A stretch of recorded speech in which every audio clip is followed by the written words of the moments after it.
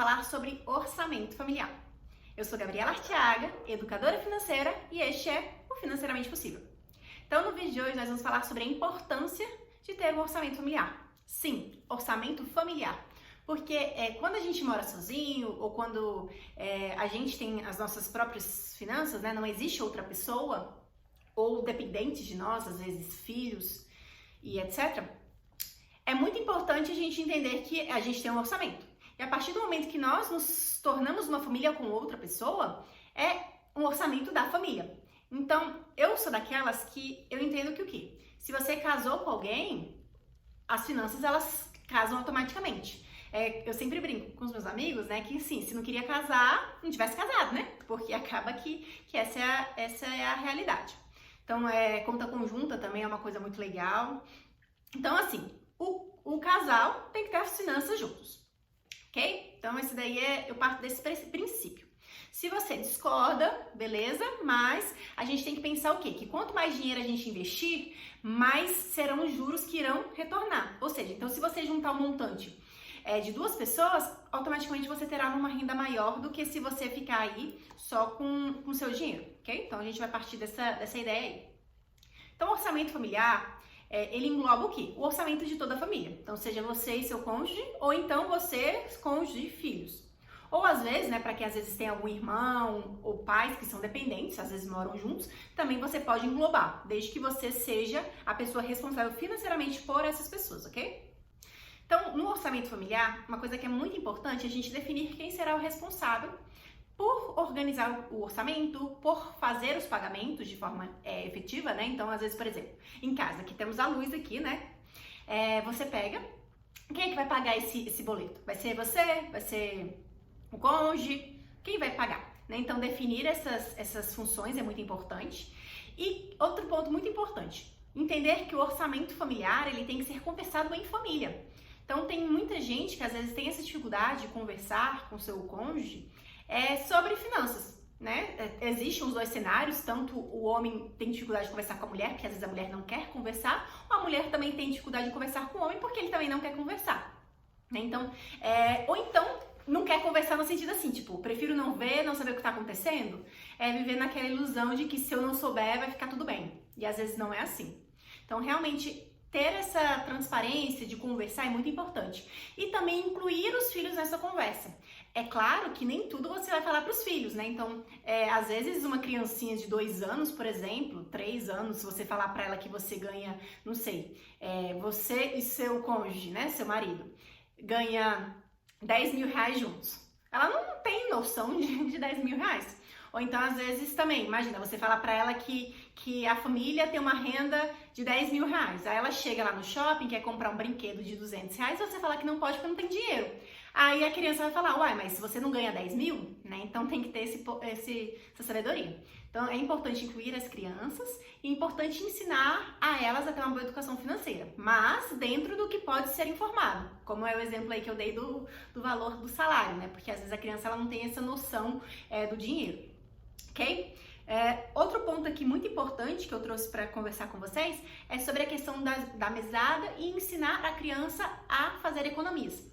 Então, a mesada ela é muito interessante justamente para dar esse norte de dinheiro para a criança.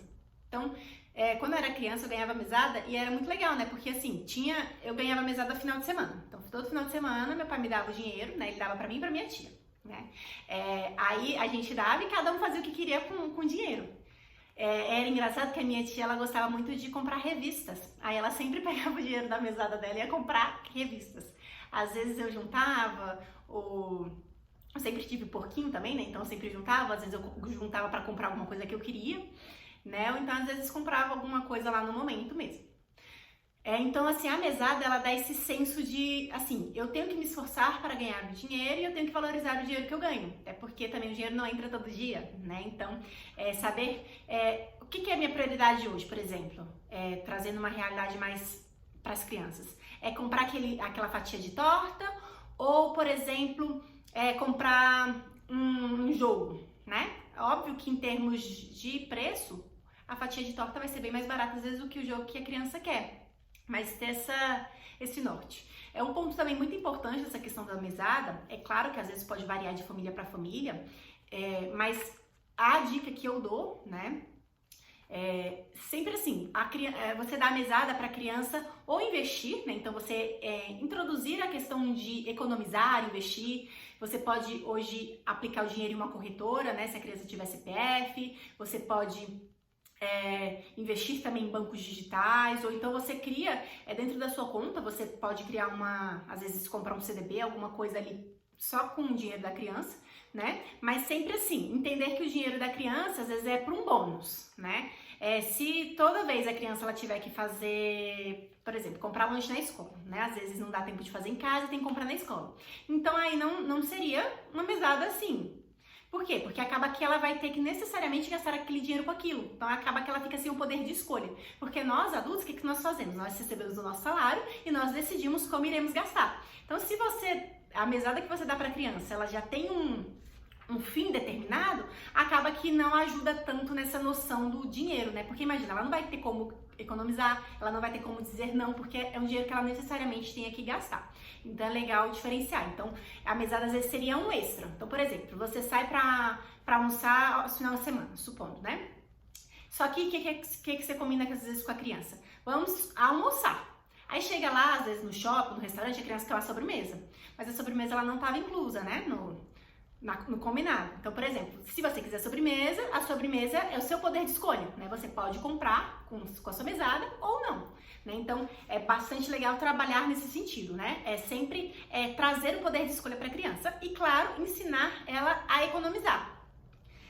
Se você às vezes não quer criar uma conta, né? Como os exemplos que eu citei anteriormente, você pode mesmo dar um porquinho.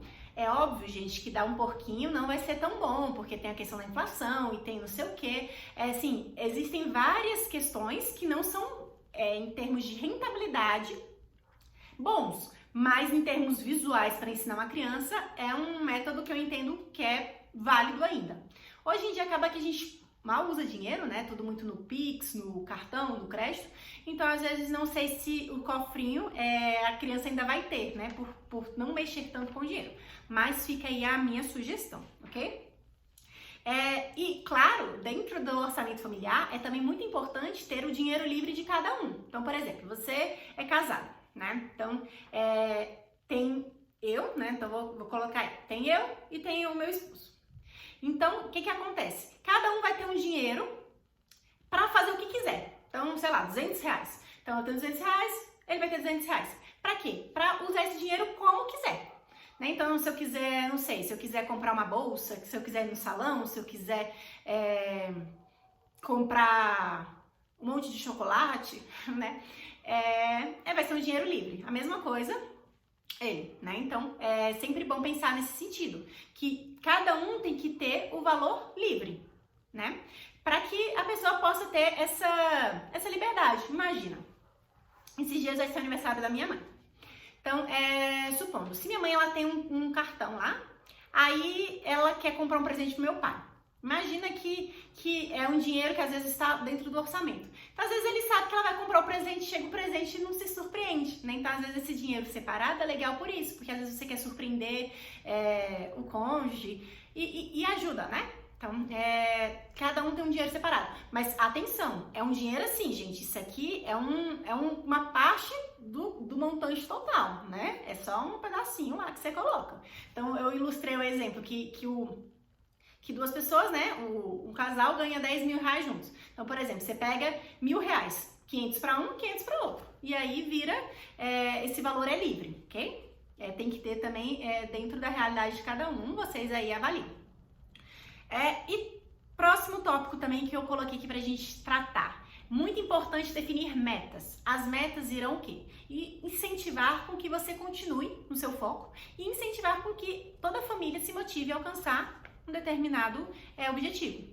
As metas elas podem ser diversas metas, desde as mais simples, às vezes, como por exemplo, não que seja simples, né, mas às vezes reformar a casa, ou então uma meta mais complicada, às vezes como comprar uma casa, né, às vezes a reforma ela é mais barata do que a compra, ou então trocar de carro, diversas metas. Ou então, às vezes também juntar dinheiro para aposentadoria ou então até mesmo construir uma poupança para os filhos quando chegarem na idade adulta, de forma com que eles possam usar o dinheiro da forma com que entenderem, né? Às vezes é muito comum, principalmente nos Estados Unidos, né? Às vezes a gente vê os pais juntando dinheiro para pagar a faculdade, ou então às vezes comprar um carro, ou às vezes a pessoa fazer uma viagem. Já vi casos que um rapaz estava fazendo um planejamento, ele e a esposa, para que a filha, quando virasse adulta, ela pudesse ser livre financeiramente, né? Então ela ia ter uma quantia lá, eu não me recordo o valor, eu acho que era 3 ou 5 mil reais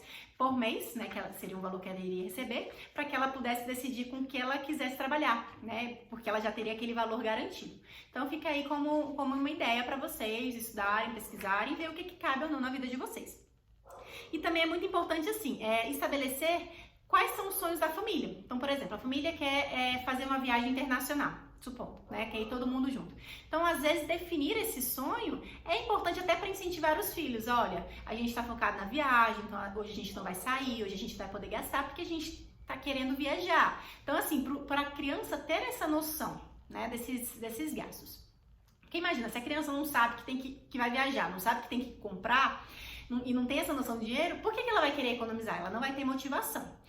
E outro ponto também muito importante dentro dessa parte de metas é o sonho de cada um. Porque às vezes podem ter sonhos individuais dentro de um relacionamento. Então, por exemplo, supondo que um tenha sonho de fazer um MBA, né?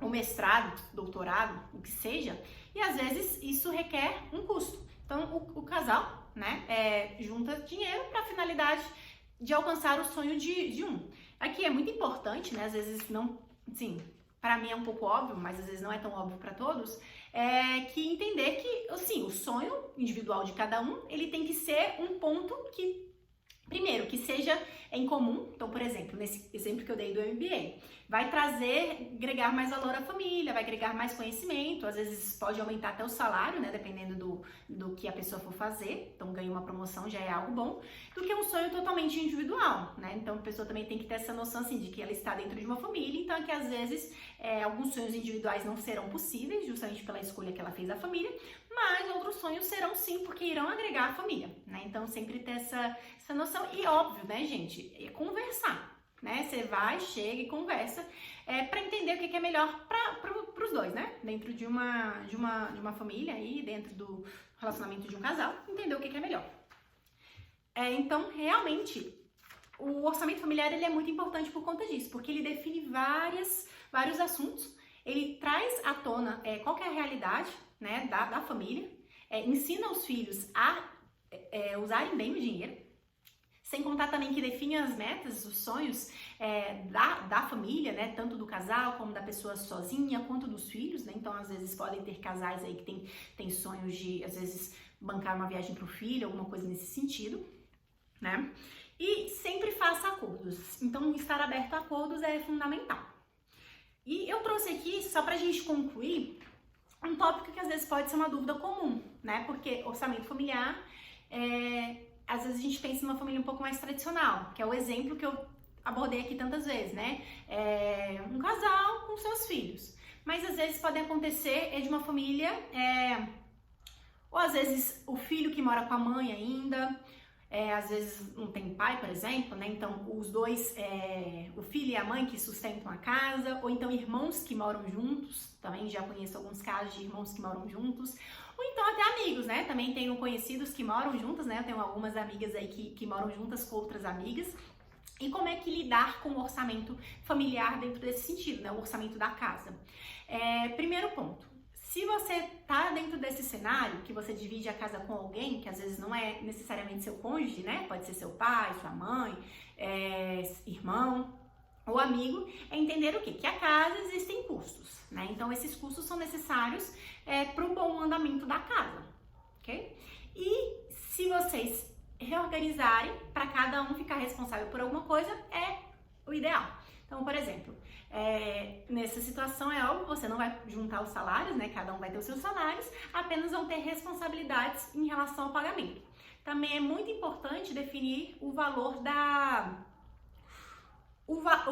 quem irá ficar responsável por cada pagamento, né? Então, tanto a questão do pagamento financeiro, quanto a questão do pagamento, sim, de fato efetuar o pagamento, né? Então, por exemplo, um aluguel. Supondo que você more, sei lá, vou dar um exemplo aqui, um filho que mora com a mãe, né? Só 2 pessoas. Supondo que a casa seja da mãe, né? Então, às vezes, o filho não vai pagar aluguel. Ou mesmo, supondo que às vezes a mãe ganhe mais do que o filho. E a mãe fala, olha, eu pago o aluguel integral e você paga a conta de água, a conta de luz, né? Então, isso tudo é um acordo em comum entre as partes.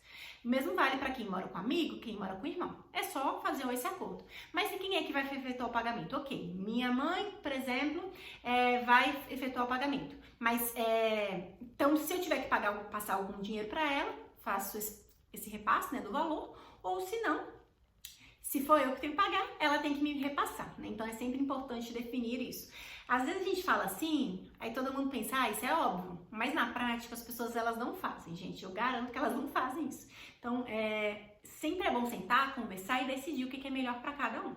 O mesmo vale, imagina, numa situação que você às vezes precisa reduzir o seu padrão de vida por motivo que seja. Então, às vezes é legal você sentar e conversar. Não, a gente vai ter que mudar, para onde a gente vai mudar. Então, sempre tá readequando essas necessidades. Combinado? Espero que você tenha gostado do vídeo de hoje. Curtam, compartilhem com os amigos. Caso tenham qualquer dúvida, comente aqui nos comentários. Espero vocês no próximo vídeo. Até lá!